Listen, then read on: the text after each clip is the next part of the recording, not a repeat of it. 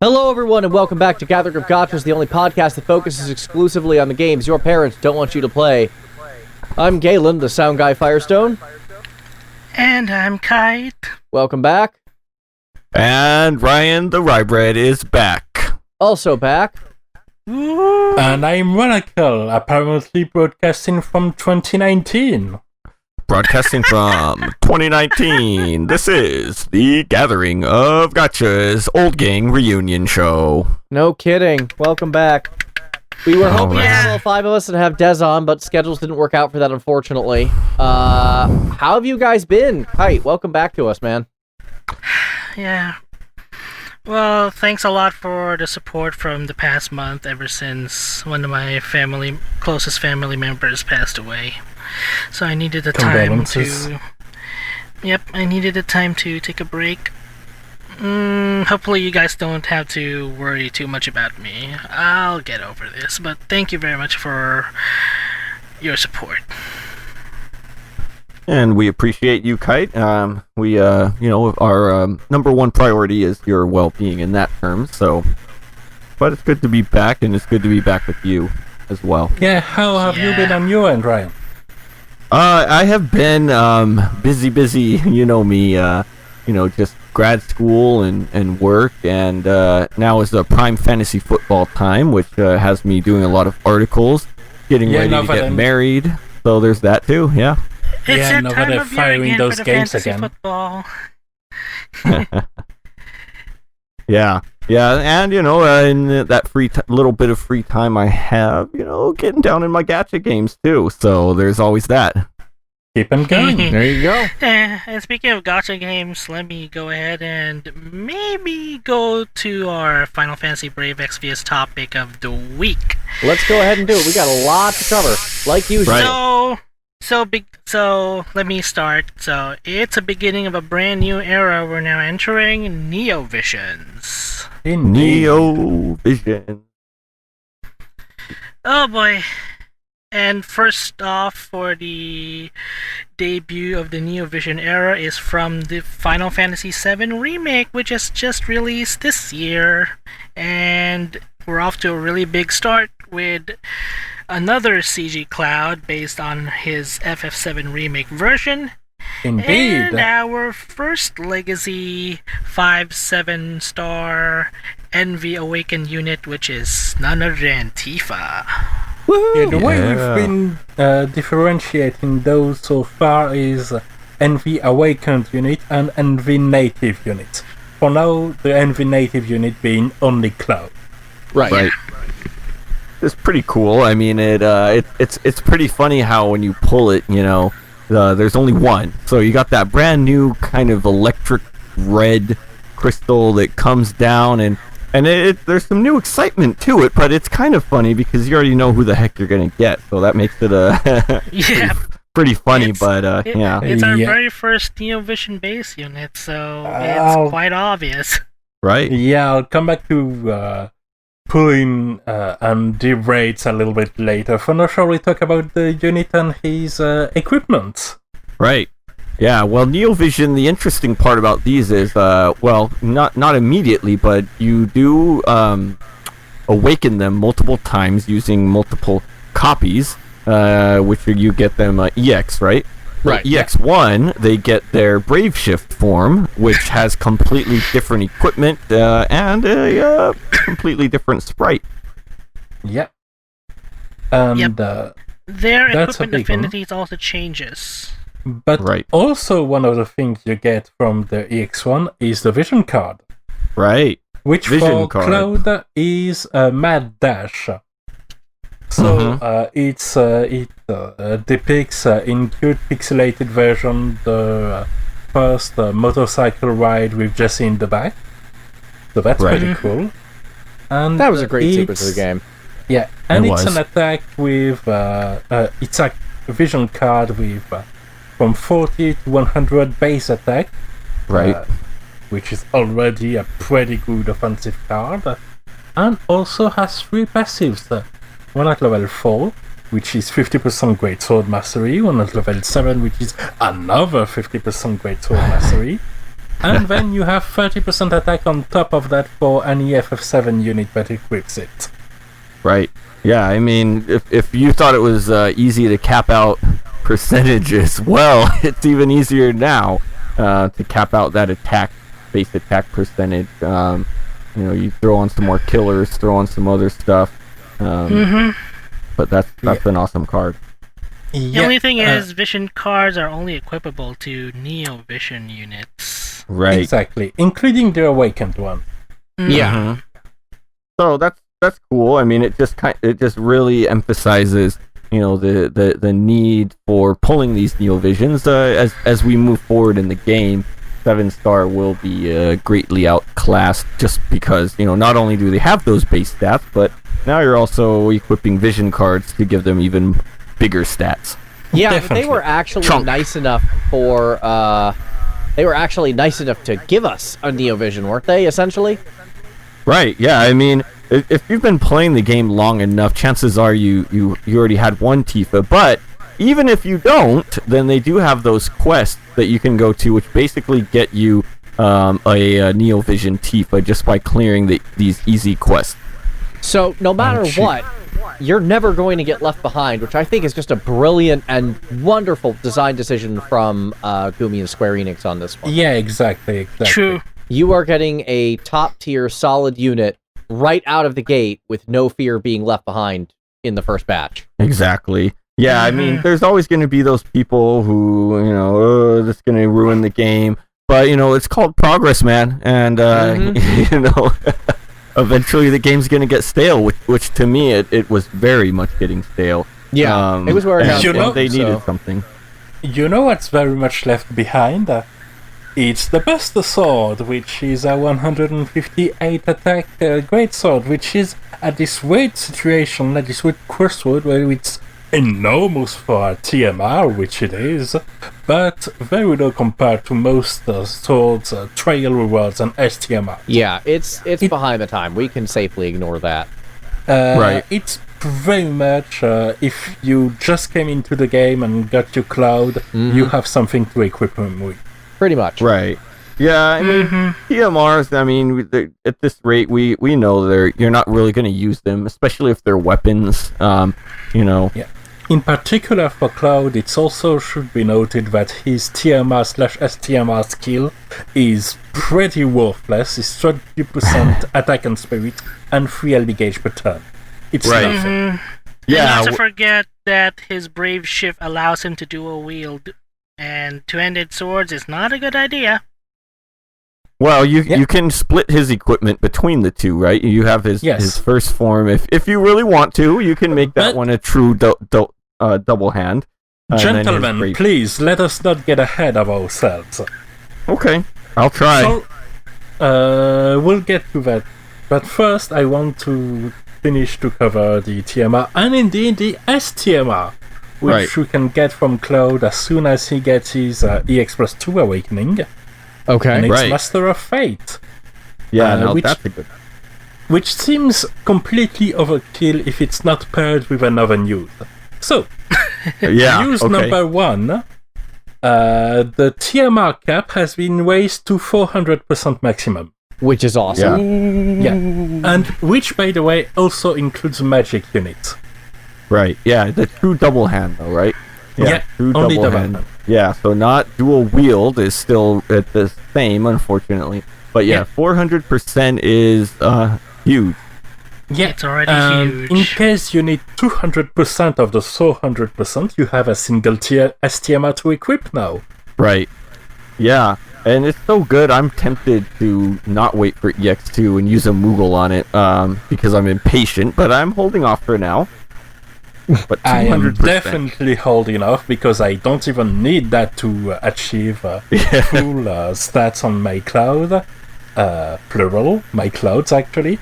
And I think using STMR Moogles on something that will just give you an STMR Moogle for this specific STMR is a bit of a waste.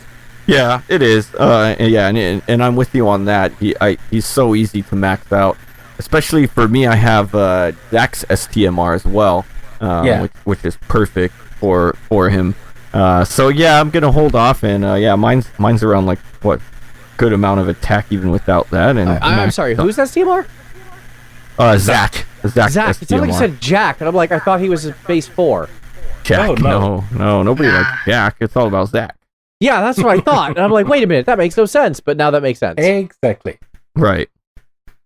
So, let's talk about the unit himself. So he has 2 forms as an envy unit once he gets to EX+1, and pretty much the rule is that EX+2, EX+3 are luxuries. EX+1 is really where you want to be with any envy unit you pull. Right. Yeah. EX1. So far, I haven't gotten the EX1, so I can't use mine, which I did pull one cloud to his fullest. But his EX1 is super cool because he gets his little bike, right? The Hardy Daytona. Yeah. So, he equips swords, great swords, and maces on his base form, where he just standing there with his sword on his shoulder. Mm-hmm. And when he brave shifts, he gets on his bike, and he loses the ability to equip maces, but gains the ability to equip katanas and fist weapons. Yeah, which fist? Why? I have no idea. I don't understand that one, but Sometimes you just have to get on a bike and punch people, I guess. That's gotta be the point. But, yeah. I mean, he doesn't do that in the game at all. And that seems very unrealistic to pull up to somebody and punch them. Also, you can still equip the nail bat on the bike. I know that for a fact. Cool. Best case scenario, it's an advanced spoiler for Remake Part 2. Perhaps, yeah. You know what? Could be. I was wondering, maybe, does Jessie use fist weapons when she's not on the bike with him? She has a handgun and grenades. That's right, yeah. And he can't equip gun. Yeah, no guns for him. Anyway. Except for those arms, man. So, our good old friend Cloud has the ability to triple cast in both his forms. Right. And he can shift for however long he wants, but once he shifts, he has a 2 turns cooldown to shift back. Right. So, on his base form, on foot, he has Stardust Ray Chains for Focus Thrust, which is one of the skills he can enhance. Okay. Right. Or Operator Mode, which unlocks Slash, High Slash, and Mega Slash. Mm-hmm. And the way it works is that Slash, High Slash, and Operator Mode all enhances the abilities, the modifier of Mega Slash. Okay. Mega Slash being Stardust Ray and increasing his own LB gauge. Okay. But at max level, Focus Thrust has a higher modifier than even a fully enhanced by the active skills Mega Slash. And Focus Thrust does what chain family? Also the same, Stardust Ray. Yeah, so it's kind of, in a way, useless to use all of the other moves. Just enhance his Focus Thrust and you're fine. Exactly. The only total real advantage here. The only real advantage Mega Slash has is that it is a little bit more cheap when it comes to MP, but he doesn't have any real MP problems. No. Okay. Well, the total damage mod here is 72x at level 5. Yeah. Pretty big. And then the other one you can enhance is Braver, which gets what, like 10,000 modifier or something like that? 100. Only 100. 100. 10,000% in game description, but in the data it's 100x. Yeah, which is a finisher move. Mm-hmm. Yeah. And you can triple cast it. It's not on a cooldown or anything. It's just here, have your Braver. And apparently you can do something like Stardust Ray, Braver, Stardust Ray, and it will cap. Huh, I never thought of that. Okay. I've done it a lot. Nice. And what about his bike form? Not yet. We're not done with his human form. His human form. There's because more. he also has on a cooldown a 300% self buff for attack, which is pretty nice. Convenient. 50% human killer as well, with an attached finisher, and the ability to self buff his LB damage by 100%. And given that his LB goes up to a 130%, 130 times a physical modifier, Right. on 12 hits, pretty nice. Right. Yeah. Yeah, so overall, this guy is just a powerhouse. I mean, he could get crazy stats. But I've got one complaint about his base form. Yes. Is it that it's only single target? No. Well, that's annoying for the farming, I'll tell you that. Yeah. And the fact that none of these bonus, the main 3 bonus units have, 4 of them, all of them, none of them have AoE moves, so that's kind of annoying considering every single wave is multiple battles. But he also doesn't have any self-imbues. Exactly. So that's a huge thing.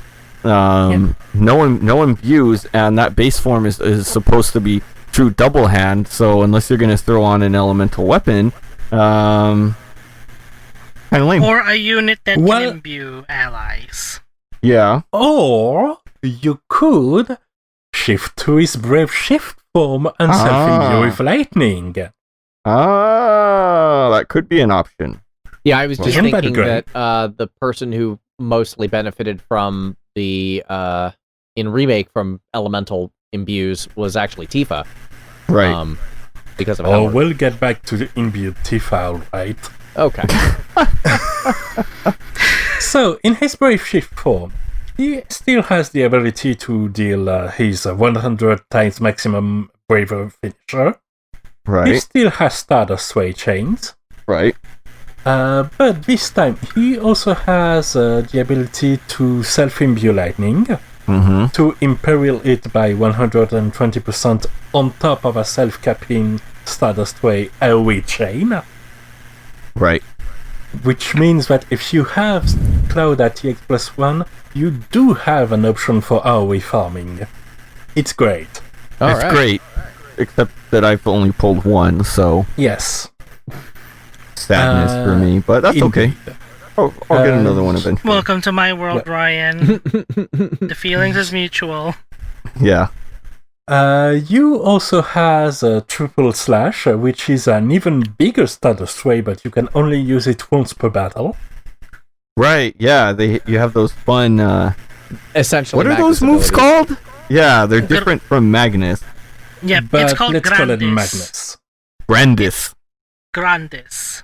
Grandis. Yes, about Grandis. It's all Magnus. Yeah, it's a different type of Magnus. Yeah. And he also has the ability to self-imbue with Machine Killer instead of Human Killer. Yeah, because, he's on a bike now, so he absorbs that bike's mechanical powers, which can then, in turn, destroy other mechanical things. More probably to the point that during those sequences, he's mostly fighting, people on bikes and vehicles. Destroying bikes. So it's like, it makes sense. Clearly he's in an anti-vehicle mode when he does that one. That actually makes perfect sense to me, just from how that sequence played out, both of them. And his limit break, spinning bike, is a bit of a lower modifier, on only, quote-unquote, 117% at max level, but it's AoE, it's more hits, and it imperils lightning by 120%. Right. Yeah, so that's not bad. Yeah, you get a nice little AoE move. If you're doing your farming, probably want to, use that on the last hit if you're not doing repeat, which who the heck farms without repeat, but, you might not. But the strange thing is that we haven't even mentioned the main difference between these two farms. What's that? Well, it's that while he is true dual hand on his main form, he is true dual wield on his bike form. Right. That's why his trust ability is nope. Right. Well, not for his bike anyway. It makes sense, right? Because, when you're riding a motorcycle, you have two hands to use weapons as well. Exactly. Okay. I've cracked the code. What if bikes were classified as fist weapons because Devil May Cry 5 exists? Okay, you know what? Actually, as much as the love affair, as at least visually, Remake had with Devil May Cry 5, that's not as crazy as you think it is. That's true, and he's kind of... Actually, his abilities are kind of spinning on his bike, which he is wielding in his hand, so in a way, it's like a fist weapon. You know, he's got the handle. His limit burst is literally named Spinning Bike. Okay! Yeah. I'm learning more. I'm learning more from you guys. Right. But yeah, overall, he's a solid unit. He isn't all that fancy, but he's certainly more interesting than original Cloud. Right, yeah, original Cloud, just one hit. And given that he opens the way for Neo Vision's original units, he is currently extremely strong. Right. Yeah, mine is sitting around... I think I can get mine to like 3,900 attack at like first EX. You know, if I just go all out. Unrealistic. The one I'm actually using that's more built for actually doing better things than just look at my attack is at 3,700. And he's still, got all he needs, so, yep.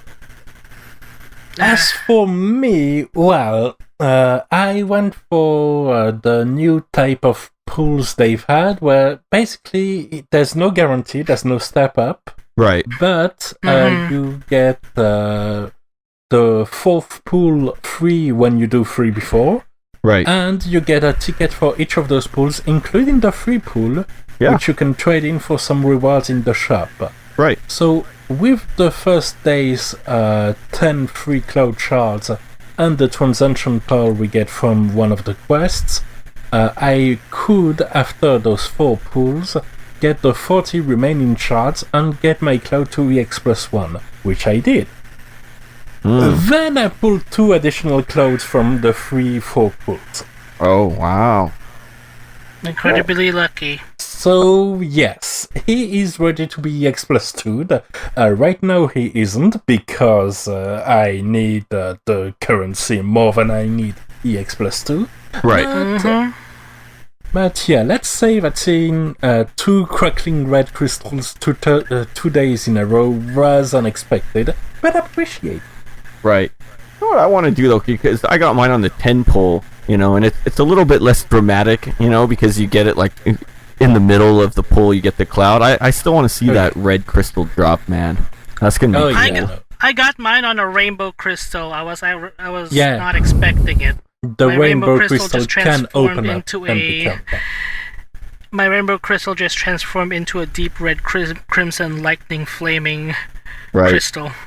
Yeah, I heard somebody said theirs went from blue all the way to Neo Vision. I said, dang, that's a roller coaster. That's legit. Right. Now then, shall we talk about Tifa? Yes. Please. So, Tifa, unit that everybody gets if they just do a couple of easy quests, even a Naked Rain could achieve. Right. And once you get her to NV, you get 4 new skills. Right. One is a triple cast. Yep. Pretty much forever. Yeah, and for most of her skills. Right. Then you also get the ability to use an attack, break, dispel, MP refresh, and attack self buff, but only gets better as you level this skill. Right.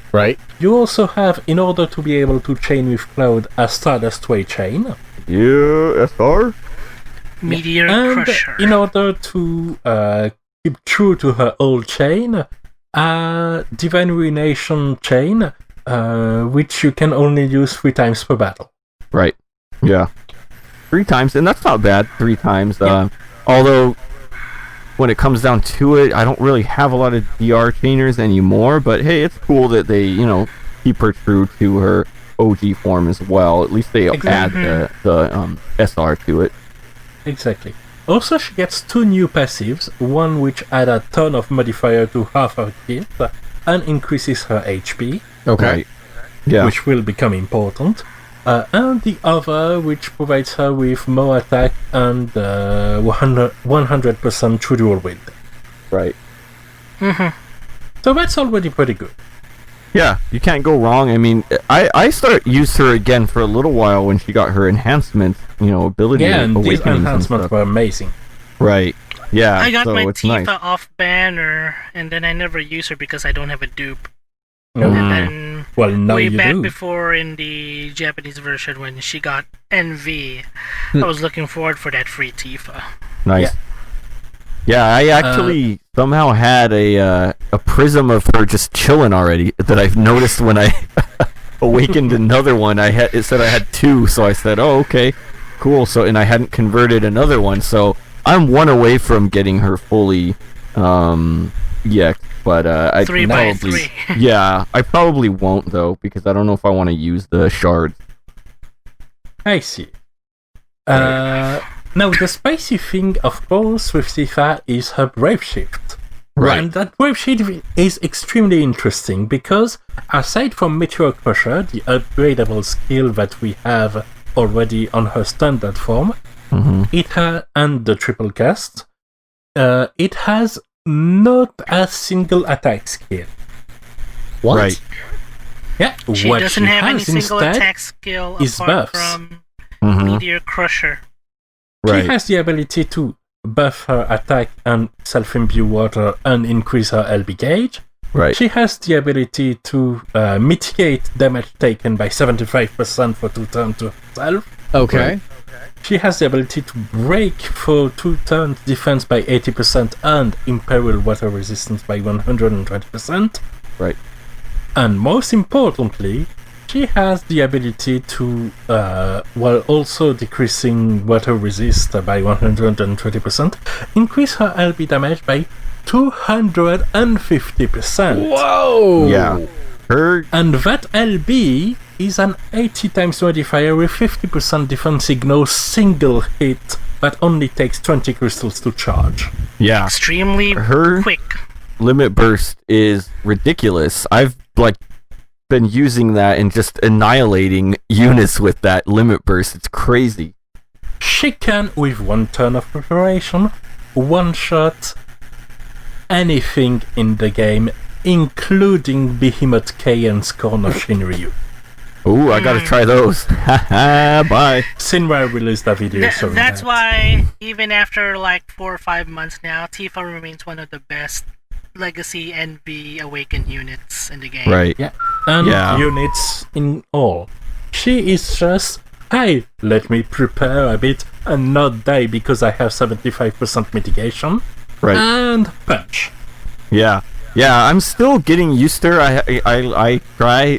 I'm a weirdo who tries to figure out units on my own, and then I'll go look up, exactly how you're supposed to use them. So I'm still figuring out her rotation and everything, and I was doing a lot of that on Dark Bahamut, and I was surprised at how much damage I did to its HP, and I still didn't have her rotation down. I know that I could have done better. I was like, oh my gosh. I did So, max the way damage a lot on one of of the stages there. Yeah. It was good. Nice. Oh yeah, and by the way, she also has 200% native aquatic and human killer. Oh yeah, that's right. Yep. She's crazy good. Yeah. Better than Cloud, arguably. Yeah. I don't even think arguably. She is. Yeah, that sounds like ridiculously strong, which we like. Yeah. Exactly. Especially on a unit literally everybody will have. Yeah. Right. Yeah. So it's really a good way to do things, to start that way. Here's a free unit. And I think it, in the end, it is really kind of like a thing. Look at how crazy good these Neovisions are. Want to get some more? Yeah, a lot of people. Everybody has pretty much the most powerful unit in the game, and for the coming 3 to 4 months at least. Right. It didn't stop anyone from pulling hard for Cloud. Yeah, it did not. Yeah. No, it did not stop anybody from pulling hard. Nor should it. But for Cloud is awesome. But in the future as well, if you ever got 5, 6, 7, or even 10 copies of an old unit that's going to get an Envy Awakening, It's Oh yeah, going no, to be I'm your very lucky- happy Dark Knight Lunaf is going to get one. I Yeah. have 11 of it. Yeah, you were drowning in that guy. Yeah. And so, But let's speak that- for Tifa. Okay. One of the way, given that the way she walks and the way her brave shift is very much her main source of damage, even if her brave shift itself only lasts 2 turns, she has to then revert, wait a turn, and shift back again. Right. So the way a lot of people are building her is that on her base form, they're essentially building her as a tank. Right. Main has 42,000 HPs. Oh. Wow. That's a choice. That's Yeah. not a bad idea. And since because she can Yeah. use maces as well, Mhm. and Exactly. maces is a good source of HP boost. Right. Yeah. Also, that passive skill, Promise with Cloud, which increases her attack modifiers, it also increases her base HP by a flat number. Not a percentage, just 3,000. up to 3,000 base HP more. Yeah. That's not terrible. No. Yeah. Yep. Yeah, no, because it's affected by modifiers after that. Right. Oh dear. Yeah. So yeah. Yeah. Her HP is no joke. She's a Someone can monster. actually build a standard shift 50 maximum after permanent parameter boost 50,000 HP Tifa. Yeah. Wow. Yeah, I gotta get some doors on mine now that I think about it. For her. No, HP. absolutely. I mean, she has a long shelf life, so Right. it's a great Extremely choice for that. long. Extremely long. Correction, Rana. Yes. Extremely long. Okay. Yeah. Again, 4 or 5 months later, or even more than that, she's still one of the best Envy units. Unless Yoshikiri or Starlight Helena completely breaks the meta. Which I probably will, but we'll talk about that another time. That's for another Indeed. story. Yeah. For now, let's move on to the other 2 FF7 units, because they exist. My man Barrett. I actually pulled Barrett before I Cloud. wanted to pull Barrett. I am kinda mad that I didn't. I literally can't got him complain a because of my 7-star. 3 clouds. Right. But I got don't him think at he's even 7-star. that good. I pulled him on the featured FF7 remake tickets. Yeah, but can we just take a moment to bask in the fact that his sprite is so amazing? That's what I was gonna Yeah. say. I don't care how good he is. Just the fact that that sprite was redeemed, I love it. Like, How do you Like, mean redeem? Did what's you see his old incredible? sprite? His 4-star sprite? It was not the best, but then again, no sprites were all that good back then. That was What's one of the worst incredible- sprites in the game. He looked like a damn hunchback. Yeah, but what's incredible is that both look exactly like Barrett's on their original game, given that Barrett's was 3 polygons in a fight in the original FF7, it kinda makes sense. And I put a picture on the but Discord. this is without a shadow of a doubt remake Barrett. Yes. Yeah. And Yeah. he looks amazing. Yeah. I love the sprite. He looks so cool. He's I even mean, what growling can I at the say? victory pose. Yeah. Yeah. He's awesome. Yeah. He's not great. yeah. But he's not bad. So let's cover him quickly. So, Right. TMR, 20% gun mastery, 40% flat attack, and 30% fire resist. Okay. Very nice as a bit of a toolbox item. Yeah, exactly. Yeah, the fire resist, it's something that you can never really go wrong with. Barrett's Clothes is his STMR, 52 attack and 40% gun mastery, Yeah. plus some LB gauge That- on a set of clothes. That's really That's good. actually a really good piece of clothing. Yeah. The 52 attack is And that's a the lot. gun mastery, which makes it awesome for anything that stacks on top of that, like Olive's Journal or something like that. Yeah, or if you have Black Sparky, I mean that's Yeah. 50% attack right there. So you can almost cap him pretty easily. And as far as his kit goes, so he has Stardust Straight Chains. Right. Mhm. So he teams up with all the coolest FF7 guys, and just as an aside in there, including the Advent Children units, which I still like to use. Indeed, even though the Advanced Children units don't count as far as the currency modifier goes. Yeah, unfortunately not, but I used them in Dark Vision. I don't have them. I'm such a sad little boy. That's okay. So, he also has some finishing moves, which can use some of his LB as an alternative way to spend them, even though his LB is also essentially 2 finishing strikes. Yeah, it's kind of. I thought that was kind of interesting. Like his LB's a finisher, and then he has finisher moves that use his LB. So which one do you use? I haven't figured that out yet. Yeah. Then he has his main damaging skill, Overcharge, which does status way chaining and unlocks 3 charging moves, which each increase the modifier from Overcharge and charges his LB. Right. So essentially, it's a little bit like the Cloud way to ramp up, except he doesn't have an outrageously powerful levelable skill on top of that to render this skill obsolete. Right. Yeah. As the 7-star, he's a fine unit. I mean, obviously overshadowed by Neovisions, but Exactly. But if you need a fire damage dealer, because one of his other bad points is that his only element is fire. Right. Ooh. Yeah. Unfortunately. But if you need fire damage, he's a solid option. Right. Yeah. I mean, I like him. He's cool. I'll try to incorporate him into my teams when I can, especially me being the Final Fantasy VII lover that I am. Yep. As soon as I got them, I just burned through the Neo Dark Visions with all of my FF7 units, Stardust Ray Chaining, give them whatever freaking elemental weapon I feel like, and we're good to go. That sounds pretty good to go to me. Yeah. So, let's move on to the other 3 units. Technically, Tifa was 3 as well, but more conventionally 3 is Reno. Reno, lovable little dude. Reno with his TMR, nothing personal. Yeah. Which is a 20% defense and spirit and 40% mace mastery. Yeah, hey man, a mace guy, I mean... Sure. Cool. And most importantly is his STMR, which is pretty good. Yeah. Okay. 45 defense and spirit on an accessory solid as a base. Yeah. Right. And it has guts with a 90% chance perk. That's really good, actually. Yeah. Yeah. Solid item for especially your support characters, which Reno kind of is. Yep. Yeah.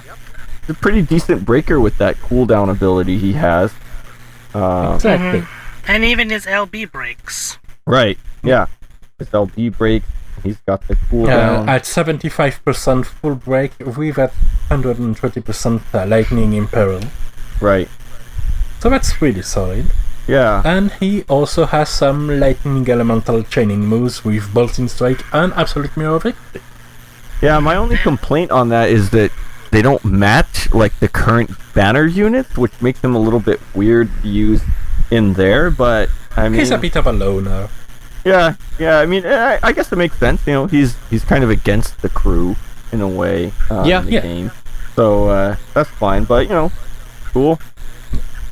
And, last thing that deserves mention, he is also one of the, for now, few units that provide an elemental damage buff directly. Namely, increased lightning, physical and magic damage for 3 turns to all allies on a 6-turn cooldown. Wow. Oh, I didn't notice that one. Oh, nice.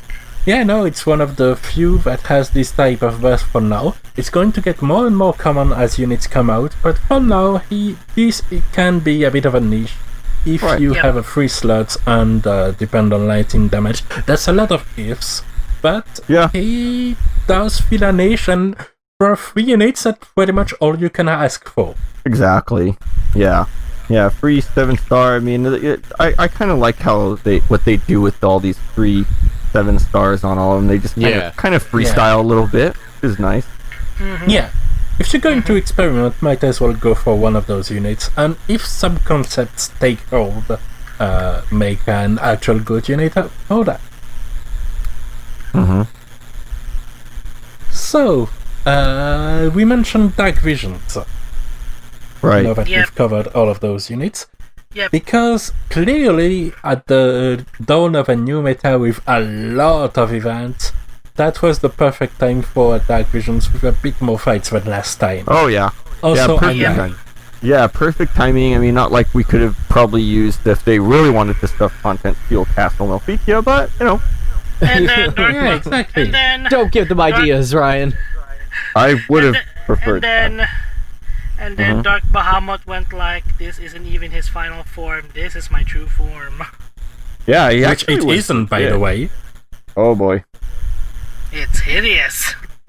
I like it, honestly, the fact that he comes out of this black hole like that. Aesthetically, it's nice.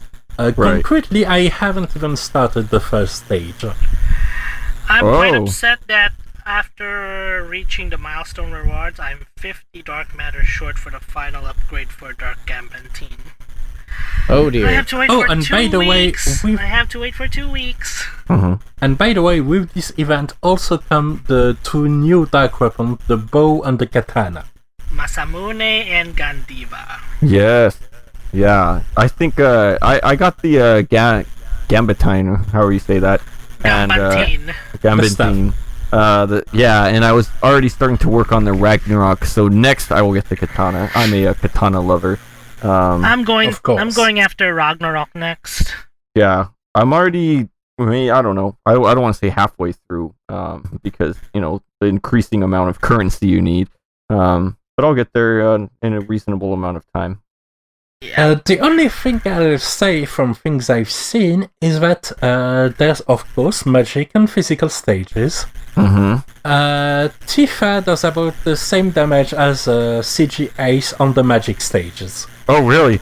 Oh, wow. She's a physical unit. Then I'm just gonna do that because there's still you don't have to finish all the stages to fight Dark Bahamut. So there's still some magic stages I haven't done because Chaos you can Wave just Awakening. use her as a finisher for the magic stages, and even with the 80% damage reduction, she still does about as much as CG Ace. That's insane. That's insane. Yeah, I'm doing it. I'm doing it after this. Crazy. Yeah. I actually use her on those magic stages. I Yeah. kinda forgot. But I know I I used use her Cloud on a the lot. physical stages and the hideous Dark Bahamut. I like how Dark Bahamut looks, but anyway, yeah, I use Cloud a lot as a finisher when I need another slot for the magic ones. I slap an elemental weapon on him and finish because I still have a Darth of magic use. Dearth. Yeah. Darth. It's not a Dark Lord of the Sith, it's Dearth. Darth. Darth. Oops. That's true. Yeah, so Dark Visions is still Dark Vision. Yeah. And to me, I know it's a lot, but you know, it was a nice opportunity to go and use my shiny new toys, Neo Vision. So I'm not really complaining. Yeah. Sure. I mean, there's a fair argument for that too. Yep. Yeah. And, But it's not like other content was lacking. Yeah. For instance, there's the daily challenge. Mm-hmm. Have you been doing that? Wait, so I got all the achievements day 2, so I stopped doing it. Should I still be doing that? You have Yes, to do you it still more. get a ton of currency and EP points from this. Oh yeah, EP. Mhm. Oh crap! Dang it. Well, I It's think 2K yesterday was the first day I EP per missed, day. right? Whoops. It's Yeah. 2K EP per day. Yeah, that's Make sure a you lot. do it. All right, I'll do it Yeah. today. Yeah, I got Yeah. the 5-star ticket, so I'm done with this. Yeah, and so this daily challenge is a round that is hard enough to survive envy units, which is a lot to say already. But if you do something like actually prepare for a turn and use breaks, which you can because you have Reno, Right.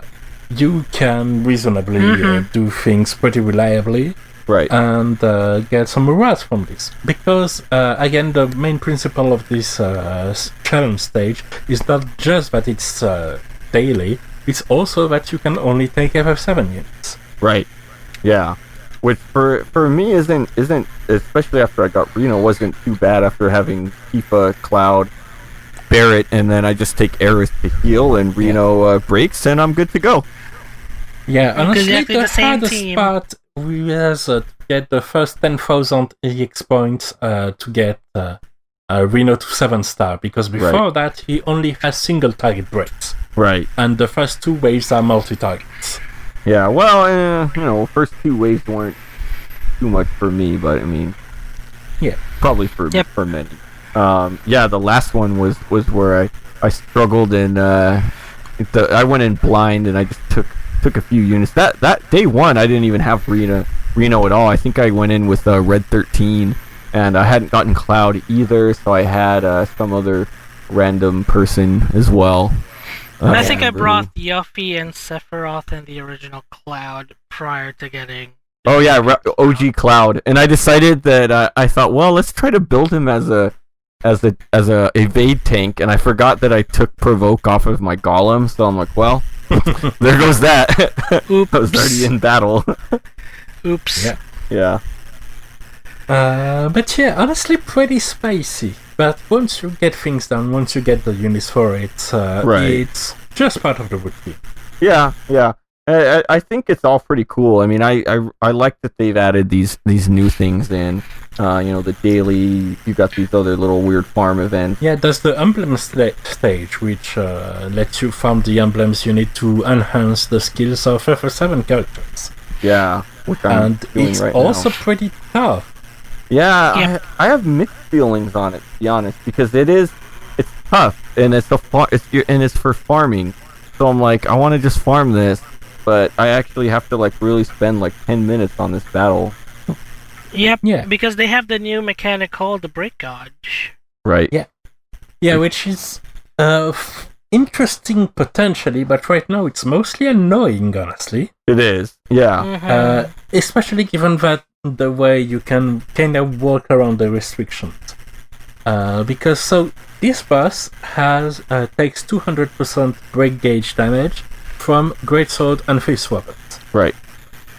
Mm-hmm. So the strat, given that the damage through the break gauge is pretty consistent no matter what actual damage you take, is to take, say, Rosa or Mastermind Zone, equip them with 2 of Fist or Greatsword, and use their barrage skills with the multicast, which thus deal individual attacks and eventually breaks the boss on a single turn.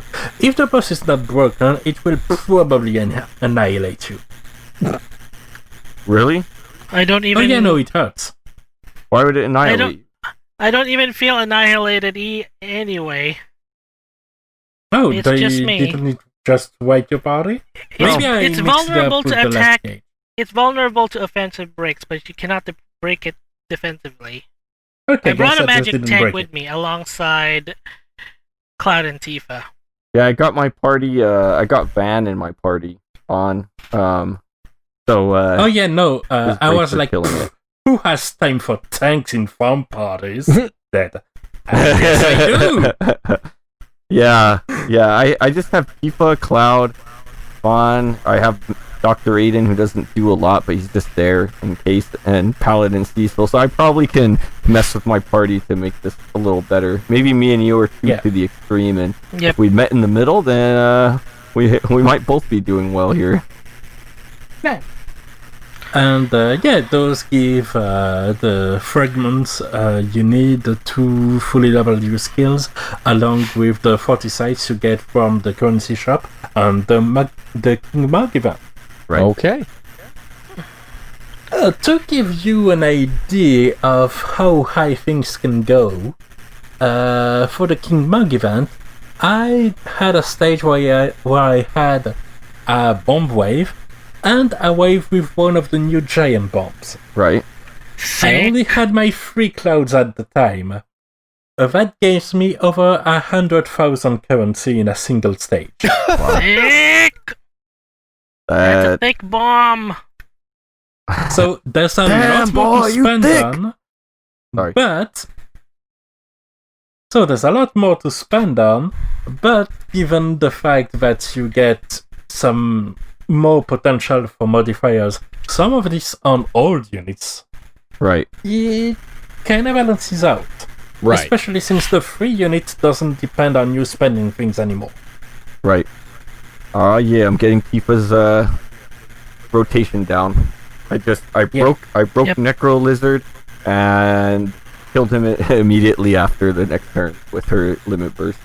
Yeet. There we go. And for those who are shopping a lot in this King Mog event, there is some good news and bad news. Okay. Well, of course, you get a lot of currency beginning this event. Right. Like the small bombs and the huge thick bomb. There will be the 40 sites will be available in the shop.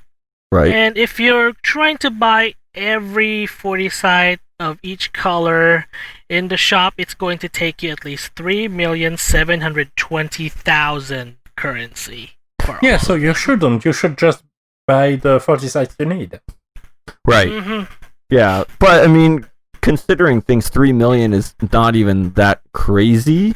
I mean, it is crazy, but it's How not. do you figure when 100,000 is a good pull that 3 million somehow isn't that bad? Well, 100,000 is still good. I mean, before the best you're gonna get is half that. And that's like ridiculous waves full bonus units too. So it's a lot, but yeah, like Rana said, you don't need to buy every single thing. Just what you need. But I mean, currency is a little bit more easy to come by. Yeah. And you're going to want that UOC ticket since they're going to be relevant again. Right. Yep. Yep. I mean, they were already pretty relevant, but you still... Meh. Yeah, but now they solve your problems directly. Yes. Right. So to speak. Now, there's something I meant to ask last week that I didn't cover. It was said they wouldn't have NV units in them. Does that just mean NV native units, or does that also mean units that can be promoted? Oh, no, to NV? only the natives. Okay. You can use a Tifa already. So then that's easy as heck then. That's not even a problem. Right. Yep. You'd still summon them as a 5-star base nonetheless. Right. Cool. Then that is, as we say, easy. Yeah. Speaking of the 7-star max units, given that there's those 3 pools and the rates increase, did you get to feel these 10% 5-star or more rate? Because I sure did. Yeah. I didn't. I've gotten a ton of 5 stars. I think on a 5+1 ticket, I got 2 in a row, and like almost every 5+1, I think I got like 7 of them. From the slots, I got a 5-star, almost at least 1 5-star every single pull, almost maybe like 1 or 2. I didn't. I didn't hear on my end. Some of the 5 stars are so bad. Let's just leave it at that. But you're still getting. Yeah, but that's the thing. Yeah, and in the lot sometimes you get some good ones. I know I got my first CG Zidane from it. I got an off-banner Tifa. Of all things. Right. Fitting. And first Kane, some pretty decent unit. I even got my 4th Olive for the Black Sparky. Nice. Oh, nice. 4th Agent Olive, not 4th, like, original Olive for the journal. Agent. Yeah. Yes. I got, have the journal. ironic pair of summons. I got both CG Zidane and CG Kuja on the same pull. Well, there you go. Interesting, yeah. You got the brothers and the angels of death. Right. And then I got more additional copies of Power Glacial Laswell and Blossom Sage Sakura. So you did feel the 10% rate increase. I don't know multiple times. Multiple times. Mostly I pulled on tickets. Okay. Yeah. Those were tickets. Yeah. Yeah. And you still got rainbows. We're not saying rainbows you wanted, but you just got the 10% rate is real. Yeah. Yes, scatter shot enough and eventually it's going to land. Too real. Okay. Right. Well, and good. speaking of real, there's still more something that's real and bad. Which they've taken down the FF12 raid summon banner for investigation due to some multiple bugs. Uh-oh. And it's going to be back at early September. Right. Yeah, which sucks because I could use some cactars right now. Yeah, it's amazing enhancements event this time. Oof. Yeah. Oh, that timing sucks. I really hope they extend it. They probably won't. But yeah, I mean they kind of should. I have plenty of max ones because I have issues with inventory. I or I did. So, but when you're leveling up to get to 7-star, you need some non-max ones. Yeah. Fusion tricks is always helpful when fusing catchers. Oh boy. And then we got the new changes from the EX system, which is already live after the maintenance last week. Any of the EX points you have gathered in the old system will be compensated back to you as a special thing. Right. Which I don't think that's happened yet. Did we get them? Yep, we got them. Oh, we did. Oh, that's where I got all those 5-star tickets from. I got 200. I think I got 200 that. EX. I think I got 200 EX points before the reset. Nice. Yeah, but you still get all even if you had a single point. Yeah, they give everybody the full cycle. Not bad. Yep. And then here's another good thing, Rana. Hold on. You know what? The Gil shop is now available, so that you can buy awakening materials for... Yeah, it's all of the awakening materials, however much you want, just for a cheap amount of gil. It's basically every awakening before 7-star has irrelevant costs now. That's amazing. I've been waiting for that forever, because back when I was still playing, one of the big things that I was farming King Mogs for were just 6-star upgrade items. Yeah, and with the daily Awaken a Unit mission, I was running out of Calamity Gems. Yeah. Wow, wasn't that like the super common one? That you always have a surplus of? I don't remember, but probably. Don't remember. Is it the red one or the silver one? It's the red one. Sorry, I was thinking of the silver one where you just have millions of them. Oh, the lit rock? No. The divine crystals. Oh, divine crystals. Yeah, those. Okay. Yeah. They only need 5 pieces, except if you're a global exclusive unit, you need like 15. Yeah, that was. I think their way to try to balance it out, to try to, actually have people spend those. Yeah. Right. And an interesting fact, you don't need to buy the 6-star materials off the King Mog shop anymore.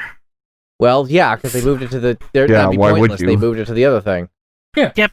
They're still on sale, but it's better to spend your gil on those materials instead.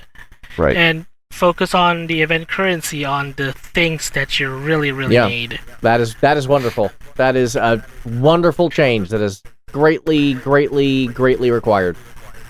Yeah, I mean, they're moving out to a higher tier of power, they're making the lower tier more accessible. I'm all for it. Yep, that's all good. True. And here's another thing that Galen might like. Uh-oh. The 4th anniversary slots to Chocobo. It's back. We get to use the... Come on. Oh, boy. So, the main change is that this time there's a skip button. Which means that you can at least blow through your 100 original coins a bit faster. Okay, yeah, well, I didn't skip it. I like doing it. Yep. I have fun with that. And this time this time the best prize belongs to Fina. Yeah. Now Fina Which is now the top tier. Yep, she's the main character now. That makes sense. So you get the 5-star NVEX ticket if you roll her. Yep. 5-star NV, which is super awesome. It kind of makes everything else seem not great compared to it because so that at the moment just sounds like an InstaCloud. No, it's 5-star with the possibility of Neo Vision because all of your old EX tickets don't have the option for popping a Neo Vision, so they added a whole new ticket. Of note as well, when they say NV is 1.25%, they mean it's 1.25% everywhere. That 5-star/NV ticket, it has 1.25% chance to be NV, and the rest is 5-star. Ew. Right. A 4-star ticket, same chance as a 3-star ticket, same chance as a Lapis pool, 1.25%, period. Ew. I mean, that makes sense to me. Yeah, it does. I mean, it's just coming out. They'll probably adjust the rates as it becomes more necessary for gameplay, but it's still like, What is pretty damn good news, however, is that when you don't need to rely on random slot machine chance for that is Mm-hmm. that you get at I think 195 spins of the slot machine. You get a 5-star /NV ticket. Right. Not a 5-star /NV EX ticket. A 5-star guaranteed ticket you can use on any banner benefiting from the on-banner bonus rates. Ooh. Oh, I didn't notice that. That's what that is. Yes. Yep, it's called the Guaranteed Ticket 5-star /NV. Oh, I that will is save that for And Red it interesting. doesn't banner. have EX in it. Right. Yeah, I will save that for later. No more fear on those horrible 5 stars of the old pool. At least. Well, No, you can still get off banner. yeah, you can Yeah, still you get can off still banner. get off Chance to banner. get on banner. Right. And So before they are a very good one to hold. Yeah. And before we go on to the next topic, I'm gonna add another thing. Well, if you had enough of Mandragoras, I hate those things. Wyrm trial for FF12 is actually around right now. The Hellworm trial? It's just It's not a real it's not trial. an actual trial. Oh. It's just a It's for temporary the event, but it FF12 does have raid. 3 difficulties. Mm-hmm. I think what's interesting is 2 things about it. One is that one of its reward is a pretty good 50% magic aquatic killer with 20% magic, which Okay. is very good to have in your toolbox. And the other notable thing is the reward from the Hagda's difficulty, which is just Lapis. 1000 if you do all missions. Yeah, 1,000. That was perfect for me because I needed that for my final pull that got me Cloud. Yeah. Yay! And it's pretty much the reward you get from a series boss battle, except it's much easier. Okay. Mm-hmm. So that's nice. Yeah, that does sound nice. And with that, I think, unless somebody has something to add, that can be the conclusion of our FFVII segment. Sounds good. Yep, it's good. Just a quick note, no Arcanites this week. There's nothing to report on, so moving on. Yeah. I'm Nothing gonna to make- report. Nothing to report. So The I'm words gonna of make the a Fire really Emblem important Gateway. announcement regarding my progress in Dissidia Final Fantasy Opera Omnia. So, unfortunately, after a lot of things has happened the past month, I was unable to focus a lot of things, grinding stuff, etc., etc. I'm gonna decide to have to let this game go for the meantime. It's a hard decision to make, so I might not, or may not, excuse me, may not give you any updates for the long run until I get a better device. So until then, for DFFOO, I'm gonna put you down for a bit. And I'm going to go back to my other favorite thing, which is Fire Emblem Heroes. Okay, so it's a matter of an old device not functioning, and so you cannot play Opera Omnia, right? Yep, and its Okay. memory is about to go full. Okay. Yeah. Too much technical stuff going things. on. Right. If you manage to renew, you'll probably be able to get back on the train, but Of course. given the recent events from what I've heard, I like to think that Shantoto was too powerful for you, sorry. Oh my gosh. That sounds like That's her. That's not the real reason why, actually. Of course. It's complicated. Let's just leave it at that. Was it because they released Desh in a romper? Nope. What the hell is a romper? Wait, what does Desh have to do with anything? Hang on. Desh was the newest banner, and Desh has like a trench coat, right? Like a long Yeah. coat. Well, no, not in Dissidia. Apparently, he's wearing a romper, which is basically like a one piece, like your shirt and pants are fused into one. What? Like that's why I don't understand it. Why is It's a long suit. It's more like a long suit. but it's a one piece like why? I don't know, but that's all I have to say about Dissidia. Is Yeah. that why is he wearing a romper? Yeah. Oh god, why? He looks looks like a closet cosplayed version of Cloud. It's terrible. Okay. What the? Yeah, heck? look. What? What? That's not what have he you was done to wearing in any FF3? version. Oh my god, that's terrible. Ouch! Ouch! I told you he wears a romper. No, you're Ouch. right. He officially wears a romper. My brain. Yeah. That is painful. What I've just witnessed.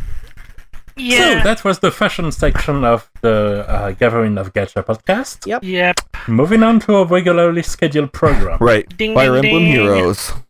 Yep, I'm back, and just in time last week when they have announced the Choose Your Legends entry winners, which is a bandwagon of 3 houses characters.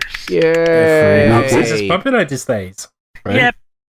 The winners were Edelgard, Lysithea, Dimitri, and Claude, which are now on their Brave Hero versions, which is the, let's say it's the post-time skip / epilogue version of their appearances in the game. Okay. I am Ranakel's complete lack of surprise at the winner. So, with the exclusion of Lysithea for a bit, let's go on and talk about the weapons of Edelgard, Dimitri, and Claude. They are actually... Let me guess. It's an arc, it's an axe, a spear, and I see a bow. Yep, and you're missing the good. part of that. Interesting fact, they are weapons based on the very first Fire Emblem game. So Edelgard gets the Hoteclair, which is from the Kingdom of Macedon. Dimitri gets Gradivus from the Kingdom of Gerst, and Parthia is also from the same area as well. So another mix of this one is they actually are really powerful in their version, which is not included or even a part of the main game. One thing here is Edelgard's weapon, the Flower Hoteclair, has the special ability that armors wish to have but never got. What's that? Move a lot. She gets the ability to move an additional space and ignores terrain penalties. Oh, okay. So she's an infantry unit in disguise. Yep, she's an infantry unit in disguise. She's an armor unit, but she can move anywhere without restriction. She can even move through forests, which has the movement penalties, as you know it. She makes a really good competition to the majority of the armor units, without the aid of armor march or armored boots. Alright. And she has an incredibly high defense and resistance, so she can tank. Well, of course, she's still an armor Almost. unit. She can tank almost anything, even magic. That's why she also got the distant ward ability, which she can counterattack. Remind me, weren't armor units supposed to have low resistance? Like that was their weakness? You use magic on them?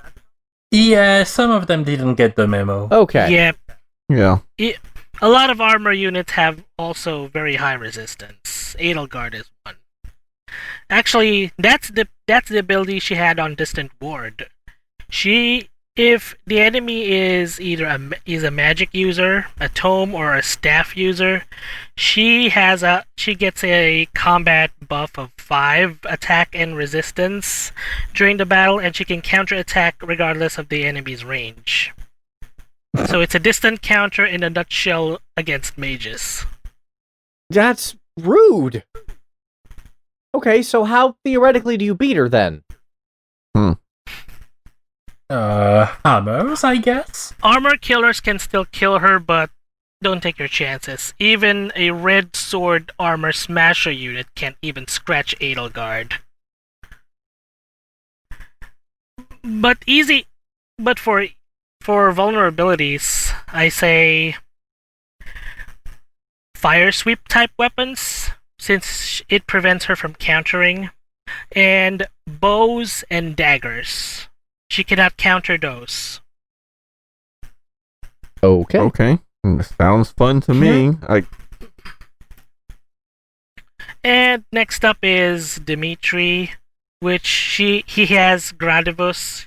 He has an innate distant counter for everybody. He has an incredibly high defense this time.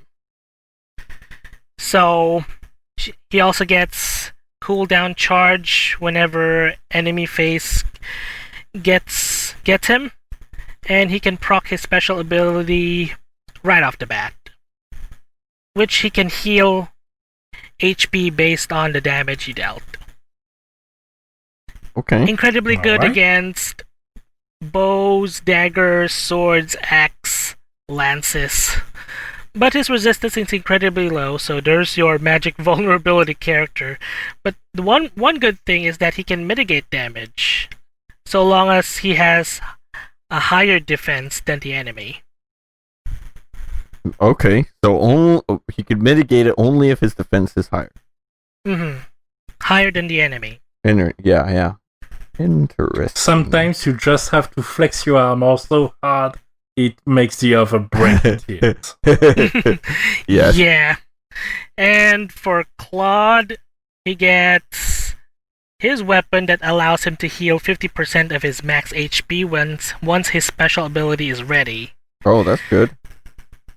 The icing on the cake here is that he got Fury level 4, which increases 8 points for all of his stats, but at the cost of dealing 8 HP damage to himself.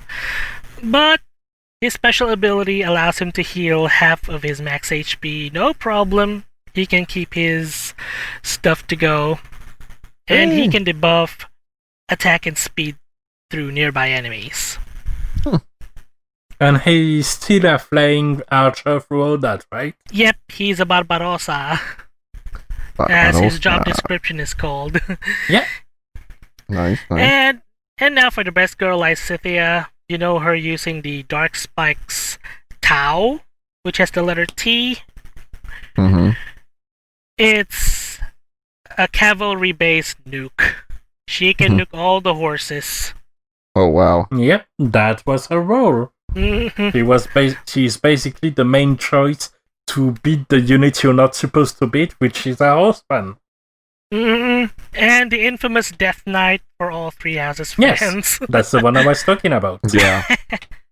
That creepy little skeleton slayer, you all know. And the usual thing, as every other Choose Your Legends banner goes, the pity system here is different this time. Okay. You can actually pity them 4 times. What? Instead of doing 40 summons for a pity and then that's it. Okay. You have the chance to get all 4 of them after 160 summons. So is anybody really going to do that many summons? If you're a Three Houses fan, but here on my end, I got lucky with my pulls. I got all 4 of them. Oh, okay. Okay. Within the 40 summon range. Right. All right. So, yeah. But some people don't get them after what? Yeah. 160. There's still the pity anyway, so at least... Yeah, honestly, it's more guarantees. I think it's a nice change. Yeah. That's good. It's only Especially if it's exclusive on to top this of an banner NPC. only. It's only exclusive to this banner only. Right. Okay. Make it permanent, And I guess. As Right? typical... Howard. Yeah, I hope so. And as typical Choose Your Legends banner is, there's a permanent unit of choice banner that you can pick one of them for free. Nice. The only sad thing is Choose Your Legends Year 2, which is composed of Hector, Ephraim, Celica, and Veronica, is ending on August 30. So pick your unit of choice for the second year Choose Your Legends characters as soon as possible. Okay. There you Let's go. do it. Anyway, well, another interesting fact here is the first 3 Choose Your Legends is a paralogue chapter, which is not a part of the main story. It's just like a side quest, side story. Right. Okay. Choose Your Legends Year 4 is a book 4 story chapter. Okay. It's a part of the story chapter for Book 4, which has the time skip back battle themes, which I like. I like the OST of 3 houses already. And some plot twists. Let's leave it at that. Spoilers. Plot twist? It's actually for the main story for Fire Emblem Heroes anyway, but overall, this time around, it's a main story. It's not a paralogue. Enjoy it while you can. Okay. We are still in Magical Fairyland, right? Yep. No, actually, Nightmare Land. Oh, Nightmare Land. Uh-oh. We went from Lowin to Shadowmoor. Shoutouts to Magic the Gathering players. Yep. And here I was thinking we went from Ilmeg to, like, Amarang or something. I think Amarang is a fine place. It is. Yeah. It's just a fine place of nightmares. The world here And this time trolleys. is And trolleys, Dokal. which to you is also a nightmare. The world, by the way, that there are now is Dokalfar. That's not a word that means anything to me. Yeah. Yeah, I don't know, but that's cool. It's Norse anyway. Okay. So from Leosulfar or Leosulfheim to Dolkalfheim. Nightmare indeed, as well as the main antagonist, which is extremely overkill. Right. I'll just talk about it some other time. So, to anyone who is summoning for Choose Your Legends 4, good luck. Choose your favorite house lords or the best girl. They're incredibly good, I tell ya. I feel like the tank unit who's unkillable would probably be the best one for me, but... Edelgard. I mean, again, she's a tank unit who has magic resist, which is silly, and, you know, voiced by my favorite voice actor, so that's always going to be a factor in my life. Nice. I know. I'm a golden deer enthusiast, so... Hashtag fear the deer. Josie Asia has not hired, but is doing a collab, I think this Thursday, the 27th, 28th, something? Doing a collab for the game Among Us with several other voice actors, including Faye Mata, Erica Harlocker, and several others who stream. I don't know if it's benefiting anything. It could just be like, we just want to play this game.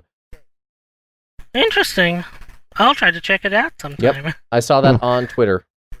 So I am a subscriber of Joe from YouTube. Oh, yeah. So Same. He's I get amazing. some of the stuff from him. He's wonderful. Nice. Indeed. Anyway, let's go from choosing your house to choosing your throne or kingdom, whatever. On to our It's okay, divisions. you'll nail the transition one day. Okay, World yeah. Divisions! I'm like, what is he talking about? All right, okay. I saw where he was going. Yeah, yeah. War of the Visions, where it's basically Final Fantasy meets Game of Thrones. Betrayals It's galore. trying to be, but, you know. Yep, except that the summons looks like a fashion show rather than anything. Oh, okay. I guess so. But I predict a better ending than from War of the Visions than Game of Thrones at this point, but that's beside the point. Yes. We could talk about this until we're blue in the face. So what's happening this week, though? We get Uldoa. Who is A Uldoa? character we've already seen betraying people at least 3 times, so she's a very promising unit. Oh yeah, this sounds exactly like someone I want to hire. Yeah. Yeah, what did she like faked the betrayal once in a while. Well, not really. Yes. Kind of, yeah.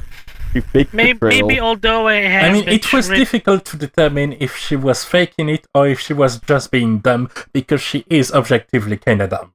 Yeah. Yeah, at first I was like, maybe, oh, she was pretending to be dumb, and then I'm like, no, she's actually dumb. Or maybe she has betrayal written all over her face. She has blue hair. No, that's every character. Yeah, you can't trust any of these characters, but I especially wouldn't trust someone with blue hair. So. I don't know, I wasn't looking at her hair, I was looking at the fact that her body seems to be entirely composed of pauldrons and an apron, which is her TMR, by the way. What the heck? Yeah. What? Okay, I'm going to link you to the wiki page. Please. I have questions. So you can have a vague idea of that design. Yeah. I mean, it's kind of It's a design. Yeah. It's Okay, she looks angry. She's wearing a bikini and heavy armor shoulders. What the heck? yes. What is this design? It's a design. Yeah. It's a design. It's a design. When you called her kind of dumb, you weren't kidding. No one should go into combat wearing something like that. Yeah. You can't be smart if you're getting going. No.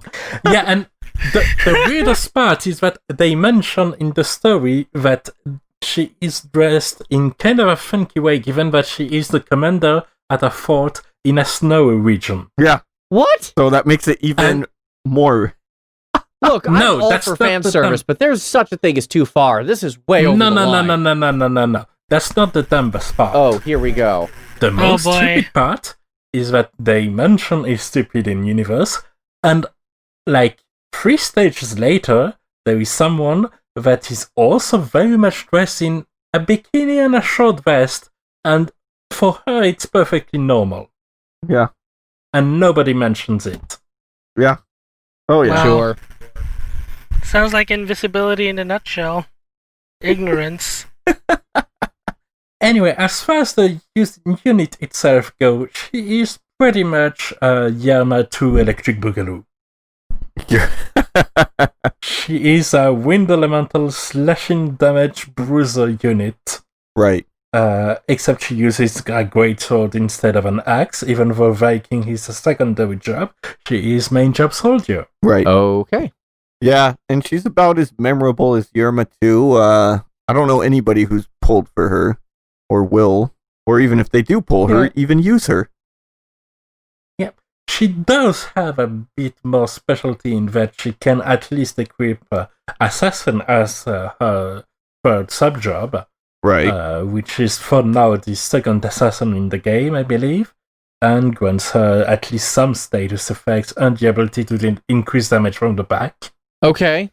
Okay, that's true. So there's some utility there. That's not hideous. Right. And the idea of an assassin that stealthily uses sneak attacks with a sword greater than her is entertaining. That is funny. Yeah. That is funny. She is pretty much a joke character that actually hurts. Yeah. So she's Dan Hibiki in Street Fighter versus SNK. Yeah. Specifically the SNK version, because he was actually good in that. Exactly. Mm-hmm. Yeah. But she doesn't really have anything unique or special going for her. Mm-hmm. So she's just there. Yes. Mm-hmm. That was precisely what I was going to say. Yeah. Okay. Yeah. Neato. She's intimidating. She's intimidating. Yeah, but she's not nearly as interesting as a melee mage, or like we're going to get an arithmetician soon. Can't An wait for that. arithmetician. Ooh. Mm-hmm. Yeah. They're now taking in FFT ways. By the way, what side is Oldoa? What kingdom does she represent? Oh, she's from Fennis. Mm-hmm. Finesse. Okay. So she's evil. Right. So the kingdom of the snake. Yes. Nick Kingdom. Yeah. Yeah. She's I mean, who's really good here? But Venice is probably the worst of the worst. Well, no, probably not even. But I thought it was Crystal Sanctum. Yeah, the Crystal Sanctum. But I don't know. I think Finesse is even better. Venice, I don't know. Let's just say that Fennis is way too convenient a puppet for the Crystal Sanctum. Yeah. Okay. Probably because it seems like she has problems figuring out where and what she's accomplishing. Yep. Yeah, she's just dumb. She's just in it for the ride. Yeah. She just wants to fight people. You know, that's cool. And if you want to fight something, why not a big plant? So let me see if I get this right. She's a impractically dressed person who just wants to fight things and betrays people repeatedly for no reason, possibly stupidity. Yes. So she's Xenos. I could see it. Yeah. She would need a triple sword holster. Yeah, we got to get her the golf. We got to get her the golf bag. But yeah. Yes. The golf Sorry. bag. She is Xenos that would have forgotten to get pants or shoes or... As fabulous as that pretty guy much is, at do this you really think he'd wear clothing if he wasn't wearing the Garlean armor? Let's be honest here. He would be wearing a Speedo into combat just to look like, just to be that guy. You can't hurt me. I'm wearing this. Like, yeah, no, he would do that. Yeah. I have seen fan art. I'm sure you have. Oh, no. This is an FF14 bad guy character, for those of you who don't know who we're talking about right now, and several of us have varying degrees of problems with him in the plot. He was fine for a while, and then he started seriously overstaying his welcome, and I'm just like, Go away, dude. Yeah, pretty much. Okay, nice. So what killing about pants. this plant? Is Killing it pants. Is it the Mandragoras again? No. Nope. Oh, true. Ochu. Oh, ouchoo. Ouchu. He will make you go out, likely. Yeah, especially at the highest levels of difficulty. It is a challenge stage. Right now, we're probably a bit more prepared to face those because we're finally getting to the point where we can reliably get units fully leveled. Right. The non-limited ones, anyway. Right. And the rewards for it, I mean, you get the first clears with the rainbow materials and everything, and that's nice and all. Right. But then, for farming it, you get a jewel ring, which doesn't strike me as one of the most neither unique and relevant pieces of equipment. No. Have I missed something? No. And you know what? Actually, to me, the real treasure here of this whole event is the fact that the blissful hearts, or the blissful whatever things, the little face things, Yes. those are what you want to... I mean, I'm just going to save them. I'm not even crafting this. Oh, so you didn't notice? Yeah. So... No. You didn't notice. I didn't notice. What am I missing? Oh, I know what you're talking about. The Story stage. The latest story stage, it lets you farm at the rate of the story stages, Black Spirit Sands, and Joyful Faces. Oh, so I did not notice that. No. You didn't. Well... Yeah, now they're farmable. You can farm materials for MR rarity weapons to craft. Oh, great. Well... And that covers a lot of those. So, in this case, this event's kind of pointless. Yeah. All right. I mean, pointless event. Go. There's the challenge aspect of it, which is nice, but yeah. Well, the ring does have, what is it, paralyzed resistance, I think? If you really want that. Yeah, I think it's paralyzed. That or poison. Yeah. I haven't even started farming it. Status honestly. resist sounds pretty good, though if it's anything like FFVE original flavor, they're going to release a ribbon sooner rather than later. Yeah. Actually, you know what's really difficult is this multi. I'm actually trying the multi for the first time, and I will lose for the second time in a row because it's very hard. Multi is very hard here. Too much status ailments?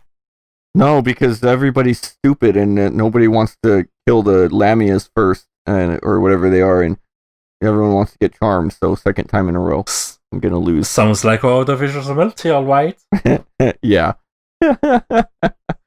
Multi is if you ever wanna set up a room, hit me up. I will. I promise to be 5% less stupid than the average. Nice. So there's that. How about we get Return of Threat to the West? Cool. Yeah. That's our first we repeat had event. we had the event, and they bring back the story part of the event, which was the introduction of Lucia, and they bring back the farm event from the Wessel Getty, which I finished literally 2 days before the announcement of this event. Yeah. You know what? I probably need to do that event instead, because now I've been building up my Frederica. That I have a Wessel Getty +3 that I didn't think it would come back or I would ever do it, so I awakened it to +4, or I awakened it 4, so it can get to level 40, but it's only... I get it. Yeah. So that was it's still +3, but you brought it to level 40. Yeah, so probably not the best idea, but whatever. It's not that big a deal. Yeah, and Frederica is still pretty good. Yeah, I know. And I started building her, and then I pulled Lucia after I had already fully awakened her. I'm like, I would have much rather liked Lucia. No, that's even better because you can have both and chain them together. True. Yeah.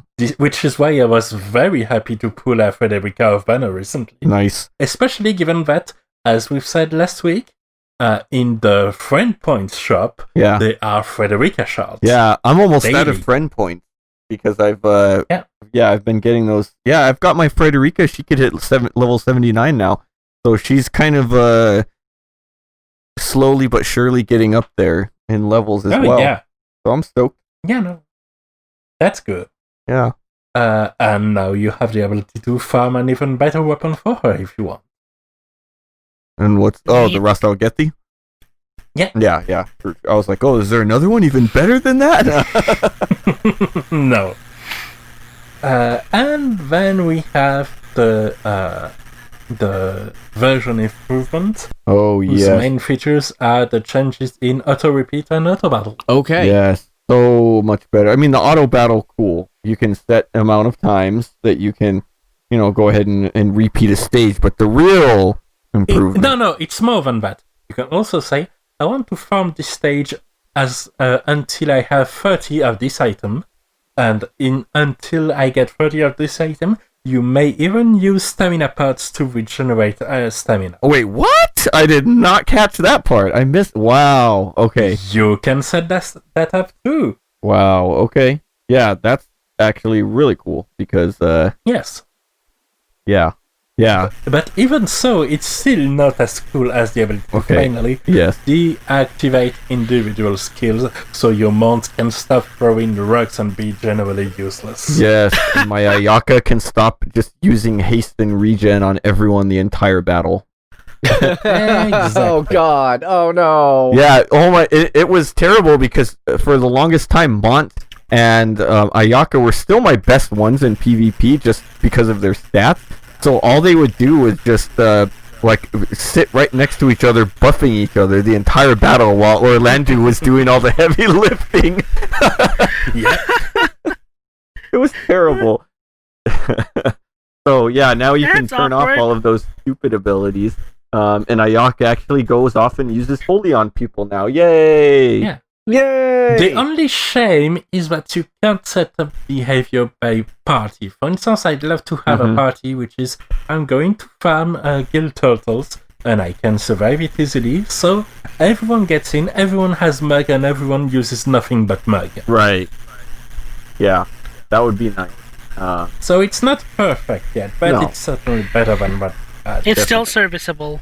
Yeah, it also makes, what's her name? A lot better too. Frivia was terrible in PvP. All she would use were her two stupid buff moves. Now she actually goes and attacks. Good. It also makes Medina able to do something other than Blizzaga set at a specific location where the enemy is just leaving it way before the cast finish. Right. Yeah. So yeah, good stuff. Changes the balance a bit. Very useful. Yeah. So that sounds like a great note to finish on, right? It would be, but I heard that. There was another addition. Oh dear. Was it a good one? Well, Pause. So, Oops. All right, we're good. Thank you. So, how do I put it? They come at us with an opportunity they shoved right in our faces when nobody asked for it. Yeah. So we have 3 new booster bundles. Okay. The bundles you can buy for something like $9. Yeah. And they last for a week. And they have a different effect each. One of them lets you farm shards for the hard stages at twice the rate. One of them lets you have increased enhancement % of success when you enhances your weapons. And one of them lets you get, I think it's double loot from story stages. Yeah. Yeah. Or maybe it's double drop points on experience. Yeah, something But yeah, like that. point is there are week-long boosters you can get. Okay. Yeah, I think it's terrible. It's terrible. I saw it, Mm-hmm. I pressed the cross button, and I gently asked the app to never show me that garbage again. Yeah, and that's the dumbest part. I mean, you get the in-game announcements for it, but the game doesn't leave you alone with them, does it? No, it I thought doesn't. it's gonna be. I thought it's gonna be purchasable with Visior, but Get this whale bait Yikes. out of me and don't show it to me again. Pretty Right. much. You don't need to shove it at the top of the shop. You don't need to shove it when I close the application Right. and run it back and go to a relevant section. You just need to hide it, lower your head, and think about what you've done. Pretty much. Yeah. Ooh. And that, to me, sets a terrible precedent, too, because, like Yes. FFVE, they have, like campaigns for this where this is free. Yeah. Yes. You know what other game has campaigns where some of this is free? War of the Visions. Yeah. They had the double shots campaign for free a week ago. Right. They had the double job points from the story stages. Right. They didn't have an upgraded percent chance for the item enhancement so far, but I could see it as something that would be a nice campaign to have for free. Right. And instead, they showed us this. This. The game already has a problem of excessive farm and greedy ways to monetize nickel and dime every little thing. Right. Yeah. So. And they just making it worse. I'm sorry, but if you are getting closer and closer to the edge, at some point things are going to break and your game is going to slowly die. That's what happened with a certain other game with Valkyries in it. Yeah. Yeah. yikes. Yeah. I'm worried because the game is really good. Like I actually really enjoy the game. Yeah, I other hear than that a the lot. monetization issues that it has. Now, Yeah, I mean, to be fair, I'm worried it's risking to become more and more like the nice game of the Porcelain Tower with tons of fluff for the 3-hour weeks every month. Mm-hmm. Yeah. to be fair, Mm-hmm. FFBE original flavor started with terrible rates as well. Yes. Yeah. And then we yelled at them until we forced them to be good. Right. Yeah. So theoretically, the monetization is not necessarily set in stone, so to speak. Yeah. But it wasn't shoved in your face as much as this does at times. I don't know. There was that cash bundle with the all of the items you could farm. Remember that? Oh Yes. yeah, that's and we shamed it into stopping to exist altogether. We did. And that was a very good move from the community. Yeah, definitely. Yeah, so we'll see. I hope that I really hope this game lasts because I'm having fun. I actually hit the 150-day login a few days ago, and usually like Wow, that same. game has been around that long? yeah, Yes. it has March 150 days. 23. Yeah, March 23. so I'm really Time past that is point. This going. now has become my second longest gacha that I've stuck with. I've gone back and forth to Dissidia, but I probably don't even have 150 login days in Dissidia, and I definitely enjoy this more in terms of story and overall stuff. So we'll see what happens with it. Fun fact, Ryan, Dissidia doesn't count login days. Really, Yeah, so don't try to find new ways to nickel and dime everything because there's a breaking point, right? and it can be reached, and it can kill a good game. Mhm. Yep. It can also kill a bad game, by the way. Mhm. Can kill it. And yeah, also, that's a little bit moving ahead of us, but when you're doing banners with limited units, which is already pretty dense in itself, maybe don't do it 3 weeks in a row, 3 unit release weeks, by the way, because in JP they've had Swimsuit Lilith, which was limited. What? Then they had a normal unit, and then they had Cecil, which was limited. Then they had Rosa and Kane, which were limited. Right. And then they had Swimsuit Tone, which is limited as well. This is silly, what I'm just hearing now. Yeah, I don't understand the whole limited part, like why it's so often in this game. That's probably my second biggest gripe. Like, why? Yeah, and if it's often and without any gap when you can get an interesting, usable, powerful, and relevant non-limited unit, that's terrible. Yeah. Yeah. Stop being greedy, War Divisions, please. Yeah. We want to like you. Yeah. Want to like you. Don't make it so hard. Yeah.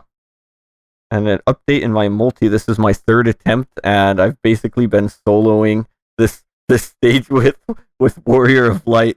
He is Oh, unkillable. dear. I switched to a tank, but everybody else still died because, it's a good idea to kill these elemental guys instead of the Lamias that charm you, and killing the elemental spawns more Lamias that charm you. So, if it were me, I might kill the one Lamia at a time. But not everybody. You sound like you're going through some stuff. You okay, buddy? You alright, buddy? I'm good. Good. I just gonna kill. There we go. Yeah, I'm gonna solo this stage then. So y'all get. I just need 5 clears so I can get all of the rewards. Hopefully I make it. So, while you are surviving that, shall we move on to our main topic? Let's do it. Yeah, let me go ahead and do that. So, I we've basically gone to 2 games which Ryan and I played, and of course everyone here who is listening or watching us. Yeah. So, what does it feel to experience an end of an era? End of an era. When you have one era ending and another beginning. Yeah. I think that's an important distinction. I think of New Visions as the start of an era more than the end of one. Yeah, I'm Even inclined though to agree with that. Even though I little look behind the back, I'm the one that gives the episode their names, and I did name the last one after the apocalypse. But Well, you kind of did. You also named it after a very famous and very good song in Final Fantasy 15. So Okay. exactly. Right. Thank you for noticing. Oh, good. I'm the music But- guy. Of course, I'm going to notice that. Well, the sound guy. Yes. But you get my point.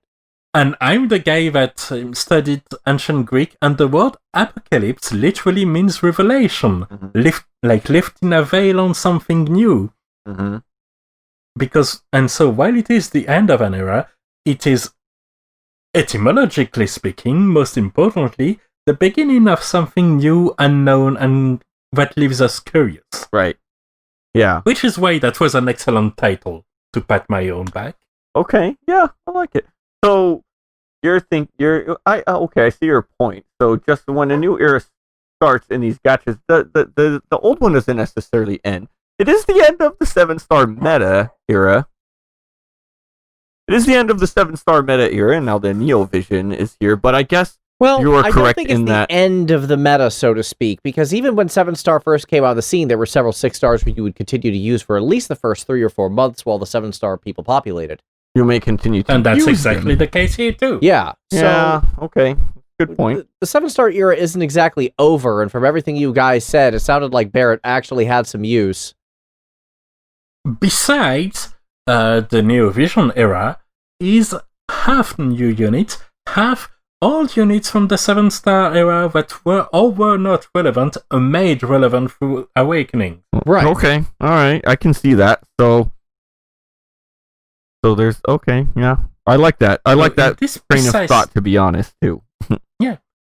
Yeah, so that's why, honestly, when I saw this topic, I thought I didn't like it very much because we can still play with our 7-star units. We can still have them be pretty relevant in a lot of content. And, of course, we get our first step, and a step that is going to last a long time in this new meta with Tifa, which everyone has access to. Right. Right. And if they're going to start something new that's going to radically change the meta of the game, the fact that they're easing us into it and giving the players a way to catch up without feeling left behind. I mentioned this during the actual FFVE segment. That's actually a very strong design choice, because that means your players, you're just not trying to cash grab them. Your players actually matter. Right. Yeah. Everybody deserves to start with a bang in a good way. Yeah. So I'd say that the new era has started, but that the 7-star era will not end until like 6 months down the line.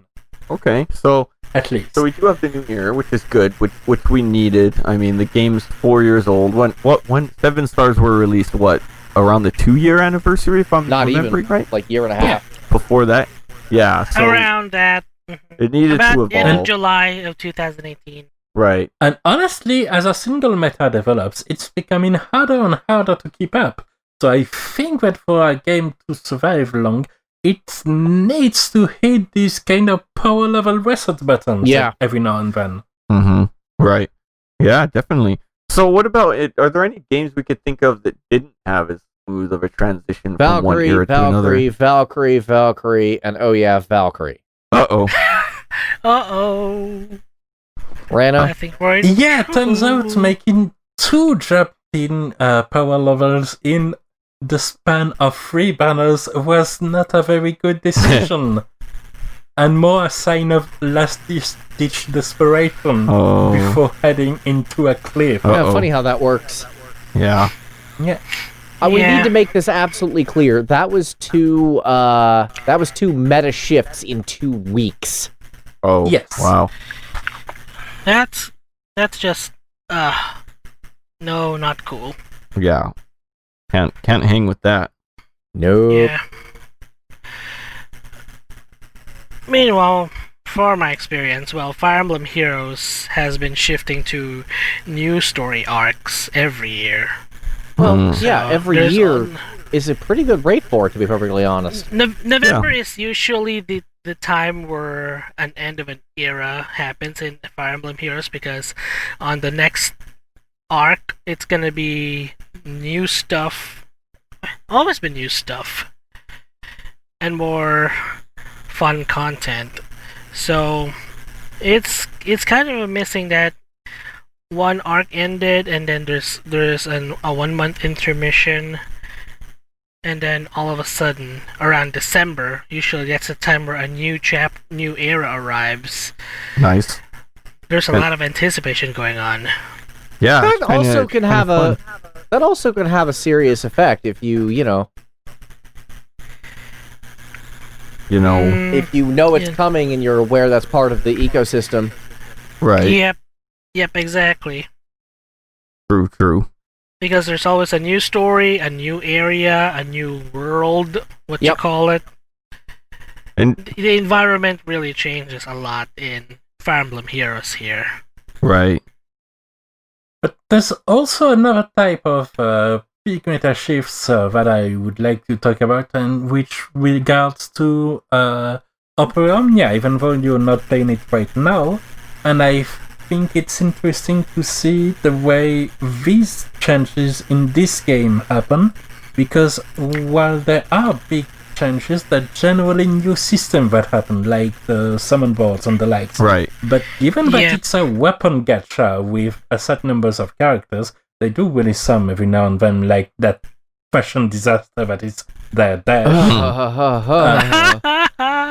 But most of the time, they have like 1 unit every now and then, rarely, and most of the introductions in this meta are older units that are given the new shiny weapons. Right. Okay. Yeah. If I understand correctly. Mm-hmm.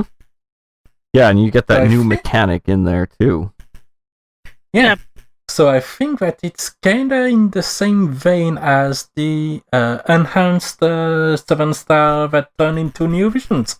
But the the beginning of a new era feels much less harsher when the end of the last era and the content of the last era is used as part of these new elements. Yeah, and that's true. It means that, Yeah. It means that new players can have these new steps and can get immediately to a high level of power Right. and a high level of relevance, And- while unfranchised players have these existing old steps, can do things like EX at Tifa to +3 on day 1, Right. and do and feel rewarded for their faithfulness. Right. Yep.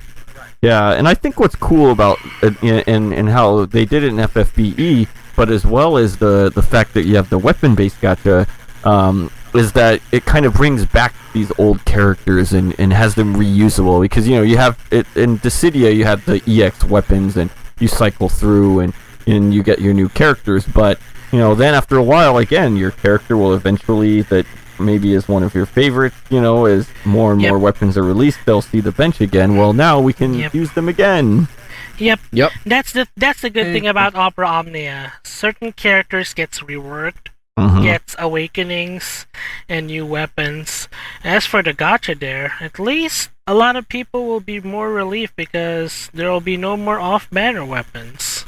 Ah, yes. And in some ways, they when they do these new eras, then they improve upon things like rates and weird things like off banners. Yeah, which is important, because if you hit this power level reset button essentially, but that you also don't do something to the summons, most of the time you're going to get units or weapons or things that were relevant at the time, but now look like old junk. Yeah. So I suppose what this means is that on a design point of view, when you're thinking about a gacha game, the gacha part is also part of the game design and should be given as much attention as the rest when it comes to tailoring this new meta, pushing these reset buttons and the like. Right. True. Some of us have to eventually embrace the new era, even though an end of an old one is already inevitable. Yeah. Because there will be some and some times... other things are still going to use Kenny Crow as their main tech. I mean, there's always going to be players who do the challenge runs. That's not really... I don't want to say that's our core audience, because I think we're more of trying to inform your... We're trying to inform your educated but largely standard player. Right. Yeah. We got a lot of creative players and content creators here. We still appreciate them for what they do. It's for the benefit of the community if they want to do it an easier way without having to go on to a lot of suffering and struggles in content. But then again, if you don't like suffering, why are you even playing a gacha game? True. Right? True. Exactly. We play to enjoy, even if it's a new era. And suffer. Even if it's a new era, even if it's the end of an era, if you still love the game, just embrace it. Yep. Embrace the suffering. I think that's a good spot to end as we embrace the suffering of one era that ends and the new suffering that a new era brings. I'm okay with that. That was the end of the Sith Lord, Gathering of Sith Lords. Yeah. Gathering of Sith Lords. Well, it was good to be back with all of you guys again, and hopefully I can. You're always welcome anytime, come Ryan. and do some more episodes. Good to have y'all here. Yes. And thank you all for listening. Hopefully, y'all still remember me when I was here before. Oh yeah, I was gonna ask, who the hell are you? Oh, come on. What? Huh? Did I miss something? He's... Sorry. I was pretending I didn't recognize who you were for humoristic purposes. I messed up on just that one. now at the end. Yeah.